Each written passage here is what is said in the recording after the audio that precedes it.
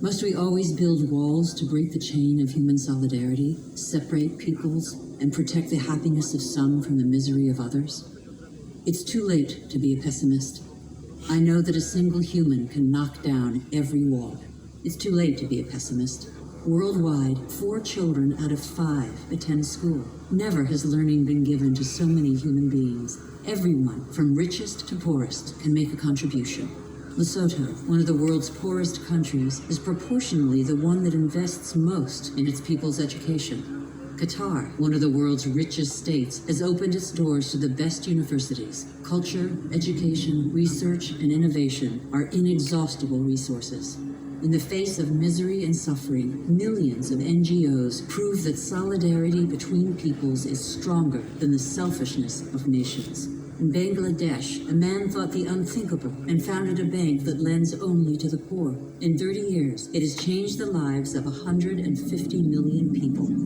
Antarctica is a continent with immense natural resources that no country can claim for itself, a natural reserve devoted to peace and science. A treaty signed by 49 states has made it a treasure shared by all humanity. It's too late to be a pessimist. Governments have acted to protect nearly 2% of the world's territorial waters. It's not much, but it's 2 times more than 10 years ago. The first natural parks were created just over a century ago. They cover over 13% of the continents.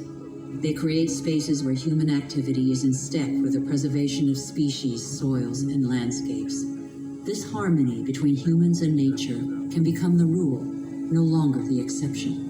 In the United States, New York has realized that nature does for us. These forests and lakes supply all the drinking water the city needs. In South Korea, the forests have been devastated by war. Thanks to a national reforestation program, they once more cover 65% of the country. More than 75% of paper is recycled. Costa Rica has made a choice between military spending and the conservation of its lands. The country no longer has an army. It prefers to devote its resources to education, ecotourism, and the protection of its primary forest. Gabon is one of the world's leading producers of wood. It enforces selective logging, not more than 1 tree every hectare. Its forests are one of the country's most important economic resources, but they have the time to regenerate. Programs exist that guarantee sustainable forest management. They must become mandatory.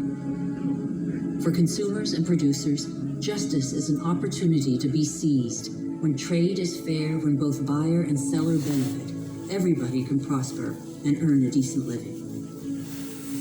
How can there be justice and equity between people whose only tools are their hands and those who harvest their crops with a machine and state subsidies? Let's be responsible consumers. Think about what we buy. It's too late to be a pessimist. I've seen agriculture on a human scale. It can feed the whole planet if meat production doesn't take the food out of people's mouths.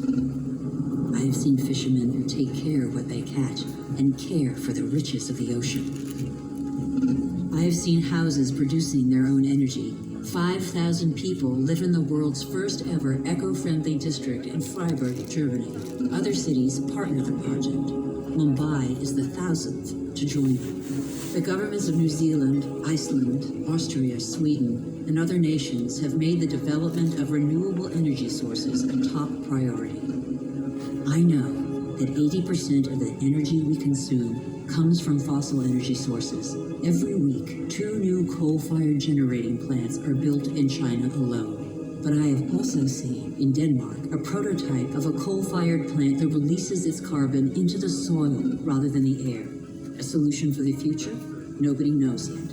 I have seen in Iceland an electricity plant powered by the Earth's heat, geothermal power. I have seen a sea snake lying on the swell to absorb the energy of the waves and produce electricity. I have seen wind farms off the coast of Denmark that produce 20% of the country's electricity. The USA, China, India, Germany, and Spain are the biggest investors in renewable energy. They have already created over 2.5 million jobs.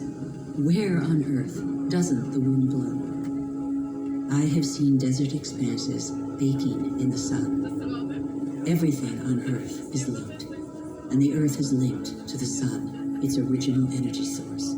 Can humans not imitate plants and capture its energy? In 1 hour, the sun gives the Earth the same amount of energy as that consumed by all humanity in 1 year. As long as the Earth exists, the sun's energy will be inexhaustible. All we have to do is stop drilling the Earth and start looking to the sky. All we have to do is learn to cultivate the sun. All these experiments are only examples, but they testify to a new awareness. They lay down markers for a new human adventure based on moderation, intelligence, and sharing.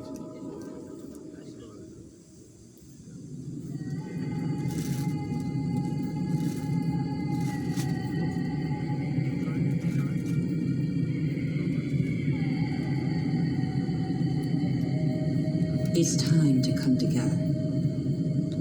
What's important is not what's gone, but what remains.